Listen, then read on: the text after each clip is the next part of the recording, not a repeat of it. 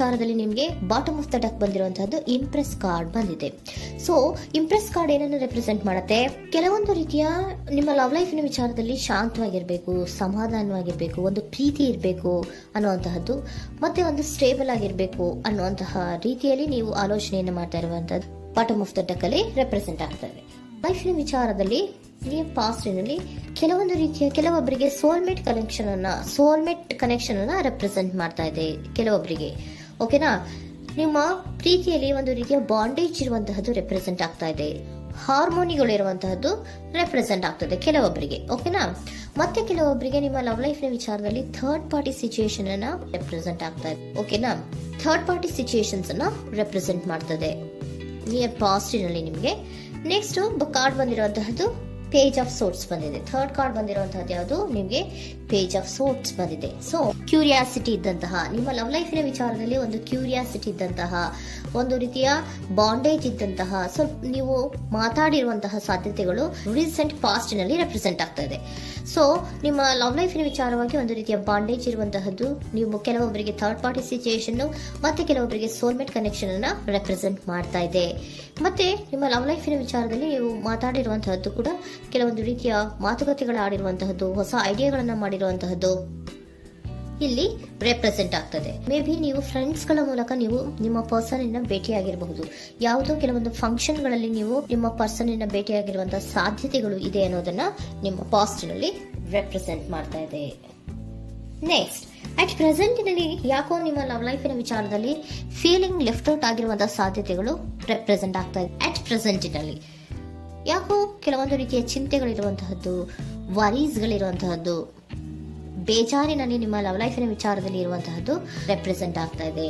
ಯಾಕೆ ಅಂದ್ರೆ ನಿಮ್ಮ ಲವ್ ಲೈಫಿನ ವಿಚಾರವಾಗಿ ಕೆಲವೊಂದು ರೀತಿಯ ಬದಲಾವಣೆಗಳಾಗ್ತಾ ಇರುವಂತಹದ್ದು ರೆಪ್ರೆಸೆಂಟ್ ಆಗ್ತಾ ಇದೆ. ಯಾಕೋ ಕೆಲವೊಂದು ಚೇಂಜಸ್ಗಳಾಗ್ತಾ ಇರೋದ್ರಿಂದ ನೀವು ಬೇಜಾರಿನಲ್ಲಿ ಇರುವಂತಹದ್ದು.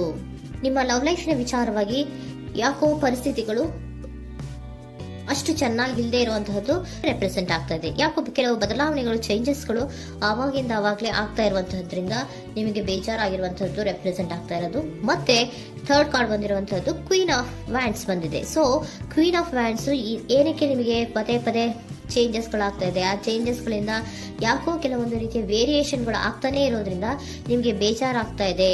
ಸೊ ಅದಕ್ಕೋಸ್ಕರ ನೀವೇನ್ ಮಾಡ್ತೀರಾ? ಬಹಳ ಧೈರ್ಯವಾಗಿ ಕೆಲವೊಂದು ನಿರ್ಣಯಗಳನ್ನ ಮಾಡುವಂತಹ ಸಾಧ್ಯತೆಗಳು ಅಟ್ ಪ್ರೆಸೆಂಟ್ ನಲ್ಲಿ ರೆಪ್ರೆಸೆಂಟ್ ಆಗ್ತಾ ಇದೆ. ಬಹಳಷ್ಟು ಧೈರ್ಯದಿಂದ ಇಂಡಿಪೆಂಡೆಂಟ್ ಆಗಿ ಕೆಲವೊಂದು ನಿರ್ಣಯಗಳನ್ನ ಮಾಡಬೇಕು ಅನ್ನುವಂತಹ ಆಲೋಚನೆಗಳನ್ನ ಮಾಡ್ತಾ ಇರುವಂತಹದ್ದು ರೆಪ್ರೆಸೆಂಟ್ ಆಗ್ತಾ ಇದೆ. ಯಾಕೆ ಅಂದ್ರೆ ಆವಾಗಿಂದ ಆವಾಗೆ ನಿಮ್ಮ ಲವ್ ಲೈಫಿನ ವಿಚಾರದಲ್ಲಿ ತುಂಬಾ ಏರುಪೇರುಗಳಾಗ್ತಾ ಇರೋದ್ರಿಂದ ಆ ವಿಚಾರದಲ್ಲಿ ಸ್ವಲ್ಪ ಬೇಜಾರುಗಳು ಇರುವಂತಹದ್ದು ರೆಪ್ರೆಸೆಂಟ್ ಆಗ್ತದೆ. ಇನ್ ಇಮಿಡಿಯೇಟ್ ಫ್ಯೂಚರಿನಲ್ಲಿ ಯಾಕೋ ನೀವು ಕೆಲವೊಂದು ವಿಚಾರಗಳಲ್ಲಿ ನೋಡಿ ಆತಂಕ ಪಡ್ತಾ ಇರುವಂತಹ, ಎಗೇನ್ ಬೇಜಾರನ್ನ ಪಡ್ತಾ ಇರುವಂತಹದ್ದು, ನಿದ್ರಾಹೀನತೆಯನ್ನ ಮಾಡ್ಕೋತಾ ಇರುವಂತಹದ್ದು, ಸ್ಟ್ರೆಸ್ ನಲ್ಲಿ ಇರುವಂತಹದ್ದು ರೆಪ್ರೆಸೆಂಟ್ ಆಗ್ತಾ ಇದೆ. ಕೆಲವೊಂದು ನಿರ್ಣಯಗಳನ್ನು ತಗೊಳ್ಳುವಂತಹ ಸ್ಟ್ರೆಸ್ ಗಳಲ್ಲಿ ಇರುವಂತಹದ್ದು ಕೆಲವೊಬ್ಬರಿಗೆ ಯಾಕೋ ಇಮಿಡಿಯೇಟ್ ಫ್ಯೂಚರ್ ನಲ್ಲಿ ಕೂಡ ರೆಪ್ರೆಸೆಂಟ್ ಆಗ್ತಾ ಇದೆ. ಆದ್ರೆ ಫ್ಯೂಚರ್ ನಲ್ಲಿ ನೀವು ಏನ್ ಮಾಡ್ಬೇಕಾಗಿತ್ತು? ಸೊ ಕ್ವಿಕ್ ಥಿಂಕಿಂಗ್ ಅನ್ನ ಮಾಡ್ಬೇಕಾಗಿತ್ತು. ಕೆಲವು ವಿಚಾರಗಳ ಬಗ್ಗೆ ನೀವು ಫೋಕಸ್ ಅನ್ನ ಮಾಡ್ಬೇಕಾಗಿತ್ತು. ಏನಾಗ್ತಾ ಇದೆ ನಮ್ಮ ಲವ್ ಲೈಫಿನ ವಿಚಾರದಲ್ಲಿ ಅನ್ನೋದನ್ನ ಫೋಕಸ್ ಅನ್ನ ಮಾಡಿದ್ರೆ ನಿಮ್ಮ ಲವ್ ಲೈಫಿನ ವಿಚಾರದಲ್ಲಿ ಕೆಲವೊಂದು ರೀತಿಯ ಫುಲ್ಫಿಲ್ಮೆಂಟ್ಗಳು, ಸಮಾಧಾನಗಳು, ಖುಷಿಗಳು ಇರುತ್ತೆ. ಯಾವಾಗ ನೀವು ಫೋಕಸ್ ಅನ್ನ ಮಾಡೋದಿಲ್ವೋ ಆಗ ನಿಮ್ಗೆ ಮತ್ತಷ್ಟು ಆತಂಕಗಳು, ಬೇಜಾರುಗಳು ಆಗುವಂತ ಸಾಧ್ಯತೆಗಳು ಇದೆ. ಇದು king of swords, 9 of swords ಇನ ಕ್ಲಾರಿಫಿಕೇಶನ್ ಕಾರ್ಡ್ ಅಷ್ಟೇ. ಅಂದ್ರೆ ಏನು? ನೀವು ಕೆಲವೊಂದು ವಿಚಾರಗಳಲ್ಲಿ ಫೋಕಸ್ ಅನ್ನ ಮಾಡಬೇಕು. ಲವ್ ಲೈಫಿನ ವಿಚಾರಗಳಲ್ಲಿ ಫೋಕಸ್ ಅನ್ನ ಮಾಡಿ ಕೆಲವೊಂದು ರೀತಿಯ ಆಕ್ಷನ್ಸ್ ಗಳನ್ನ ತಗೊಂಡ್ರೆ ಫುಲ್ಫಿಲ್ಮೆಂಟ್ ಗಳಾಗುವಂತಹ, ಸಮಾಧಾನಗಳಾಗುವಂತಹ, ಖುಷಿಗಳಾಗುವಂತಹ ಸಾಧ್ಯತೆಗಳು ಇದೆ. ಕರೆಕ್ಟ್ ಆಗಿ ಮಾತಾಡಬೇಕು. ಏನ್ ಮಾತಾಡಬೇಕು ನಿಮ್ಮ ಲವ್ ಲೈಫಿನ ವಿಚಾರವಾಗಿ ಕರೆಕ್ಟ್ ಆಗಿ ಮಾತಾಡಿ ಕೆಲವೊಂದು ರೀತಿಯ ಕ್ಲಿಯರ್ ಥಿಂಕಿಂಗ್ ಅನ್ನ ಮಾಡಿ ಕ್ವಿಕ್ ಆಕ್ಷನ್ಸ್ ಅನ್ನ ತಗೊಳ್ಳುವಂತಹದ್ದು ರೆಪ್ರೆಸೆಂಟ್ ಆಗ್ತಾ ಇದೆ. ಓಕೆನಾ? ಇದಿಷ್ಟು ನಿಮ್ಮ ಕಾರ್ಡ್ಸ್ ನ ರೀಡಿಂಗು. ನೆಕ್ಸ್ಟ್, ಏಂಜಲ್ ಗೈಡೆನ್ಸ್ ನಿಮ್ಗೆ ಏನ್ ಹೇಳ್ತಾ ಇದ್ದಾರೆ ಅನ್ನೋದನ್ನ ನೋಡೋಣ. ನಿಮ್ಮ ಲವ್ ಲೈಫಿನ ವಿಚಾರವಾಗಿ ಏಂಜಲ್ ಗೈಡೆನ್ಸ್ ಏನ್ ಕೊಡ್ತಾ ಇದ್ದಾರೆ? ವೇಟ್ ಅಂತ ಹೇಳ್ತಾ ಇದ್ದಾರೆ. ಸ್ವಲ್ಪ ತಾಳ್ಮೆಯಿಂದ ಇರೋ ಅವಸರದಲ್ಲಿ ಯಾವ ನಿರ್ಧಾರವನ್ನ ಕೂಡ ಮಾಡಬೇಡ ಅನ್ನೋದನ್ನ ಏಂಜಲ್ ಗೈಡೆನ್ಸ್ ಕೊಡ್ತಾ ಇದ್ದಾರೆ. ಇಟ್ಸ್ ಅಪ್ ಟು ಯು, ಇದು ಎಲ್ಲ ನಿನಗೆ ಬಿಟ್ಟಿರುವಂತಹದ್ದು.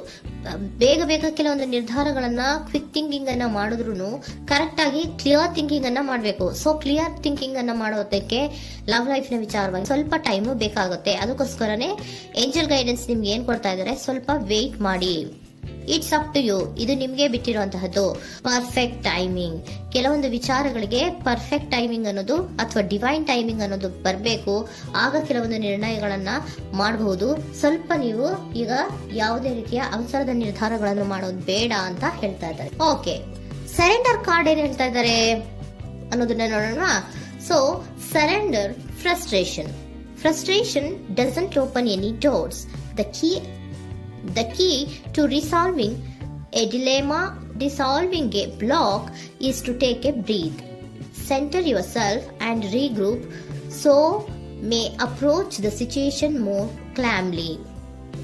ಫ್ರಸ್ಟ್ರೇಷನ್, ಹತಾಶೆ ಅನ್ನೋದು ಮಾಡ್ಕೋಬೇಡಿ. ಹತಾಶೆ ಮಾಡ್ಕೊಳ್ಳೋದ್ರಿಂದ ನಿಮ್ಗೆ ಯಾವುದೇ ರೀತಿಯ ಹೊಸ ಐಡಿಯಾಗಳು ಬರಲ್ಲ, ಹೊಸ ಥಿಂಕಿಂಗ್ಗಳು ಬರಲ್ಲ, ಕ್ಲಿಯರ್ ಥಿಂಕಿಂಗ್ ಅನ್ನ ಮಾಡಕ್ಕೆ ಸಾಧ್ಯ ಆಗಲ್ಲ. ಸೊ ಅದಕ್ಕೆ ನೀವೇನ್ ಮಾಡ್ಬೇಕು, ಫ್ರಸ್ಟ್ರೇಷನ್ ಅನ್ನ ಬಿಟ್ಬಿಟ್ರೆ ನೀವು ಸಮಾಧಾನವಾಗಿ ಯೋಚನೆ ಮಾಡಿ ಕೆಲವೊಂದು ನಿರ್ಧಾರಗಳನ್ನ ಮಾಡಿ ಅನ್ನೋದನ್ನ ಸರೆಂಡರ್ ಕಾರ್ಡ್ ಕೂಡ ನಿಮ್ಗೆ ಹೇಳ್ತಾ ಇದ್ದಾರೆ. ಸೊ ನಿಮ್ಮ ಲವ್ ಲೈಫಿನ ವಿಚಾರದಲ್ಲಿ ಈಗ ಸ್ವಲ್ಪ ನಿಮಗೆ ಬೇಜಾರುಗಳಿರುವಂತಹದ್ದು, ಕೆಲವೊಂದು ಬದಲಾವಣೆಗಳು, ವೇರಿಯೇಷನ್ಗಳು ಆಗ್ತಾ ಇರುವಂತಹದ್ದು ರೆಪ್ರೆಸೆಂಟ್ ಆಗ್ತಾ ಇದೆ. ಸೊ ನಿಮ್ಮ ಲವ್ ಲೈಫಿನ ವಿಚಾರಕ್ಕೆ ಫ್ಯೂಚರಿನಲ್ಲಿ ಕೆಲವೊಂದು ಆಕ್ಷನ್ಸ್ ಅನ್ನ ತಗೋಬೇಕಾದ್ರೆ ಸ್ವಲ್ಪ ವೇಟ್ ಮಾಡಬೇಕು, ಕ್ಲಿಯರ್ ಆಗಿ ಥಿಂಕ್ ಮಾಡಬೇಕು, ಅದರಲ್ಲಿ ಆಕ್ಷನ್ಸ್ ಅನ್ನ ತಗೋಬೇಕು ಅನ್ನೋದನ್ನ ಹೇಳ್ತಾ ಇದ್ದಾರೆ. ಓಕೆನಾ? ಆಗ ಮಾತ್ರ ನಿಮ್ಗೆ ನಿಮ್ಮ ಎನರ್ಜಿಯಲ್ಲಿ ಏನ್ ಶಾಂತತೆ ಬರಬೇಕು ಅಂತ ಹೇಳ್ತೀರಲ್ಲ, ಆ ಶಾಂತತೆ ಏನ್ ಬರಬೇಕು, ಲವ್ ಲೈಫಿನ ವಿಚಾರವಾಗಿ ಶಾಂತತೆ ಯಾವಾಗ ಬರುತ್ತೆ ಅಂದ್ರೆ ನೀವು ಕ್ಲಿಯರ್ ಥಿಂಕಿಂಗ್ ಅನ್ನ ಮಾಡಿದಾಗ ಮಾತ್ರ ಬರುವಂತಹದ್ದು ಅನ್ನೋದು ಕಾರ್ಡ್ಸ್ ಗಳಲ್ಲಿ ರೆಪ್ರೆಸೆಂಟ್ ಆಗ್ತದೆ.